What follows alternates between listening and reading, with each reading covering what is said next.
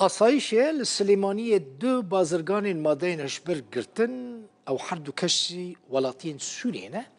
بردف که دزگاه آسایش هریما کردستان سلام عبدالخالق را گهاند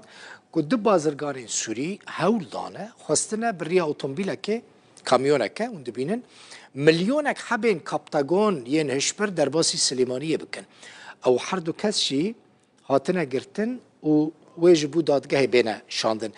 او دیمنین كرتون وندبينن حبين كابتاغون ين مخدر قد خيب بيجمان ما دين هشبرن خواستنا درباسي سليمانية بكن وكهندبينن ج آلية هزين آسايشة و هاتنا گرتن ئەمڕۆ دەستگای ئاسایشی هەرێمی کوردستان دەست بە سەراگرتنی بڕی زیاتر لە 1 ملیۆن دەنک حەبی مادەی هۆشبەر لە جۆری کەپتاگۆن ڕادەگەێنین.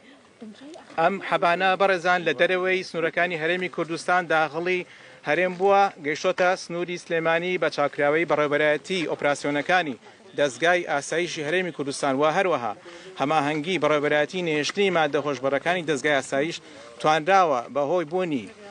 چاودێری ورد و زانیاری پێشوەختە ئەم بڕەمادەیە دەستی بەسەردا بگیرێ و لە هەمان کاتیشدا دوو کەس دوو تۆمەتبار دەستگیر کراون بە پێی مادەی 26 لە یاسای ژمارەیەکی ساڵی 2020 کە تایبەتە بە یاسای مادە هۆشبەرەکانی هەرێمی کوردستان و کارتێکەرە عەقڵەکان. ئەم دوو کەسە هاوڵاتی دەرەوەی هەرێمن دانیشتووی سووریان لە دەرەوەی هەرێم داخڵی هەرێمی کوردستان بوون بە شێوەیەکی نێنی ئەو بڕە مادەیە کە